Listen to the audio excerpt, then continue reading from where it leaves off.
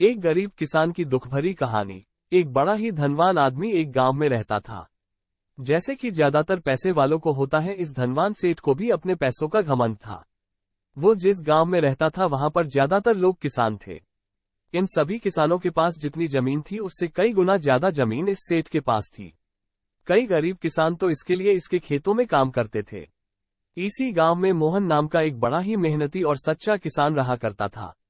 मोहन का परिवार थोड़ा बड़ा था। उसके परिवार में उसके बूढ़े माँ बाप, पत्नी और 3 बच्चे थे जो अभी काफी छोटे थे। मोहन के पास ज्यादा जमीन नहीं थी, लेकिन जितनी भी थी उसमें वो बड़ी मेहनत करता और अपने परिवार का पेट पालने लायक अनाज उगा लेता था। बाकी के किसान भी ये देखकर हैरान रह जाते कि कोई कैसे इतनी सी जमीन में इतना ज्यादा फसल उगा सकता है। एक वर्ष उस गांव में काफी ज्यादा बारिश हुई, जिसके चलते कई किसानों की फसलें बर्बाद हो गई, जिनमें से एक मोहन भी था। अब मोहन धर्म संकट में पड़ गया, क्योंकि उसके परिवार में उसके अलावा कोई और कमाने वाला था नहीं और अपने परिवार को भूखा मरते हुए वो देख नहीं सकता था। वो जानता था कि इस गांव में अगर कोई उसकी मदद कर सकता है तो वो वही घमंडी सेठ है, जिसने गांव के कई अन्य गरीब किसानों को या तो कर्जा दिया है या तो अपने यहाँ काम पर रखा हुआ है। हाथ पर हाथ धरे बैठे रहने के बजाय उसने इस सेठ के पास जाने का फैसला किया और एक दिन उनके पास पहुंच गया।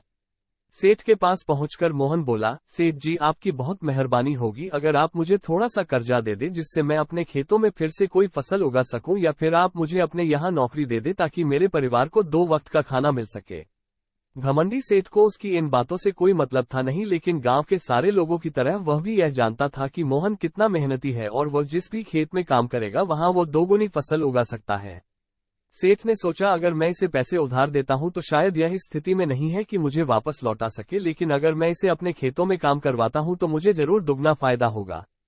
सेठ मोहन से बोला, देख भाई, पैसा तो मैं तुझे दूंगा नहीं और मेरे पास अभी खेतों में काम करने के लिए कई किसान पहले से मौजूद है, लेकिन तुझ पर तरस खाकर मैं तुझे अपने खेतों में नौकरी देता हूं, पर मैं तुझे इसके लिए ज्यादा पैसे नहीं दूंगा।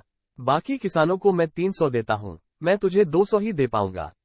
मरता क्या न करता। मोहन ने सेठ की शर्त मान ली और उसी दिन से सेठ के खेतों में काम करना शुरू कर दिया। 2 महीनों तक नियमित वो सेठ के खेतों में जाकर कड़ी मेहनत करता और देखते ही देखते 4 महीने का काम उसने अपनी मेहनत से 2 महीनों में ही खत्म कर दिया। सेठ उसके काम से काफी खुश था, लेकिन वो कभी उसको ये जताता नहीं था।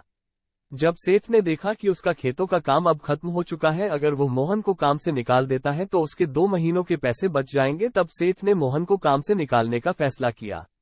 एक बार सेठ को ये विचार भी आया कि इतना मेहनती आदमी शायद उसे दोबारा ना मिले, लेकिन फिर उसने सोचा कि जब अगले साल काम आएगा तब उसे फिर से नौकरी पर रख लेगा। आखिर इस गांव में उसके अलावा है ही कौन जिसके आगे ये लोग अपने हाथ फैलाएंगे।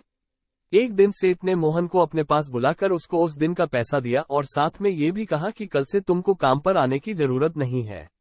अब मेरे पास तुम्हारे लिए कोई काम नहीं बचा है। जब मेरे पास काम आएगा तो मैं तुम्हें बुला लूंगा। ये सुनकर मोहन का दिल बैठ गया। पिछले 2 महीनों से कम ही सही उसके बच्चों और परिवार के पेट में अन्न का दाना जा तो रहा था, अब वह क्या करेगा। यही सोचकर उसकी आंखों से आंसू निकल आए। मोहन ने सेठ के पैर पकड़ लिए और गिड़गिड़ाने लगा, सेठ जी, मुझे इस काम की बहुत जरूरत है, मुझे मत निकालिए। अपने मतलब से मतलब रखने वाला सेठ टस से मज ना हुआ। उसने खरी खोटी सुनाकर मोहन को वहां से चलता कर दिया और मन ही मन 2 महीनों की तनख्वाह बचने से खुश होने लगा। अगले दिन जब सेठ सवेरे उठा और अपने आंगन में आया तो उसने देखा कि मोहन उसके आंगन में बैठा है। सेठ ने उसको पास बुलाकर पूछा कि क्या हुआ, तुम क्यों यहाँ पर बैठे हो।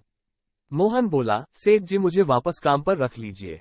आप जानते ही हैं मेरी आर्थिक परिस्थिति कैसी है, थोड़ी दया कीजिए। लेकिन सेठ ने उसकी एक न सुनी और फिर एक बार उसे बुरा भला कहकर वहां से जाने के लिए कहा।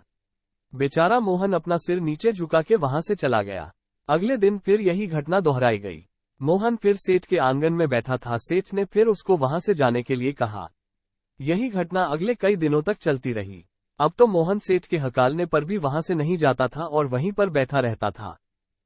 एक बार सेठ ने उससे पूछ लिया, तुम कैसे आदमी हो, मैं तुम्हारा इतना अपमान करता हूं लेकिन तुम्हें कोई फर्क ही नहीं पड़ता। तब मोहन ने सेठ से कहा, बुरा तो बहुत लगता है सेठ जी, लेकिन जब घर जाता हूं और भूख से बिलखते अपने माँ बाप और बच्चों को देखता हूं तब यह अपमान मुझे कुछ भी नहीं लगता। इतना सब कुछ होने के बाद भी सेठ का दिल जैसे पत्थर का बना हुआ था। उसने मोहन को अभी तक काम पर नहीं रखा और ना ही उसका ऐसा करने का कोई इरादा था। एक दिन सेठ ने सोचा कि कुछ दिनों के लिए किसी और गांव चला जाता हूं ताकि मोहन से पीछा छुड़ा सकूं। अगले दिन मोहन के आने से पहले ही सेठ अपने परिवार को लेकर अपने किसी संबंधी के यहाँ चला गया और वहां पर 10 दिनों तक रहने के बाद फिर अपने गांव, अपने घर वापस लौटा। घर लौटते ही सेठ ने आसपास हर जगह नजर दौड़ाई तो पाया कि वहां पर अब मोहन नहीं था। सेठ ने सोचा, मेरी तरकीब काम कर गई, लगता है मोहन से अब पीछा छूट गया है। हालांकि अब सेठ के द्वार पर मोहन नहीं बैठा था, लेकिन मोहन का विचार अभी भी सेठ के मन में घर कर बैठा था। सेठ सोच रहा था, मोहन इतनी जल्दी हार मानने वाला आदमी तो नहीं दिखता है। उसके साथ क्या हुआ होगा? क्या उसे कहीं कोई और काम मिल गया होगा, या फिर और कुछ? इन विचारों ने सेठ को बेचैन कर दिया और आखिरकार सेठ को मोहन की खबर लेने के लिए गांव में जाना पड़ा। सेठ को मोहन का पता नहीं मालूम था, इसलिए अड़ोस पड़ोस के अन्य किसानों से पूछने पर पता चला कि मोहन घायल हो चुका है और अपने घर पर आराम कर रहा है। सेठ ने जब उसके घायल होने का कारण लोगों से पूछा तो सेठ को पता चला कि जब सेठ अपना घर छोड़कर किसी और गांव में गया था, तब बंद घर देखकर कुछ चोर उसके यहाँ चोरी करने आए थे, जिनको रोकने की कोशिश करते हुए हाथापाई में मोहन चोटिल हो गया था। ये सब जानने के बाद सेठ का पत्थर का दिल भी अब मोम की तरह पिघल गया। सेठ को अपने किए पर पछतावा होने लगा। सेठ ने अपने आप को याद दिलाया कि कैसे उसने एक शरीफ और सच्चे आदमी को ज्यादा काम करवाकर भी उसको पूरा पैसा नहीं दिया और जिसको गले से लगाना चाहिए था उसे ठोकर मारकर भगाता रहा। सेठ मोहन का घर का पता पूछकर उसके घर पहुंचा तो देखा कि मोहन की घर की हालत बहुत खराब है। उसका परिवार भूख से बेहाल है और वो खुद अपने हाथ पैर पर चोट के साथ एक खाट में पड़ा हुआ है। ये दृश्य देखकर सेठ की आंखों से आंसू बह निकले। सेठ ने मोहन के पास जाकर उससे सच्चे दिल से माफी मांगी। उसको उसकी मेहनत के पैसे दिए, उसका इलाज करवाया और उसको हमेशा के लिए अपने यहाँ काम पर रख लिया। दोस्तों, इस खूबसूरत कहानी से हमें कई पाठ सीखने के लिए मिलते हैं। कहानी से सीखने लायक पाठ। पहला पाठ, अगर भगवान ने हमें दूसरों से बेहतर जिंदगी दी है तो हमें उसका फायदा नहीं उठाना चाहिए और हो सके तो जरूरतमंदों की जिंदगी में भी सुधार करने की कोशिश करनी चाहिए। दूसरा पाठ, कठिन से कठिन समय में ईमानदारी और सच्चाई का साथ कभी नहीं छोड़ना चाहिए। हाँ, यह मार्ग बड़ा कठिन है, लेकिन इसकी मंजिल तक आदमी जरूर पहुंचता है और उसका फल भी अच्छा ही मिलता है। तीसरा पाठ, जब तक हम अपने बारे में सोचना बंद नहीं करते तब तक हम दूसरे के बारे में सोच नहीं सकते और उसका दर्द नहीं समझ सकते। किसी ने खूब कहा है, खुद के लिए जिया तो क्या जिया, दूसरों के लिए जीना ही जिंदगी है।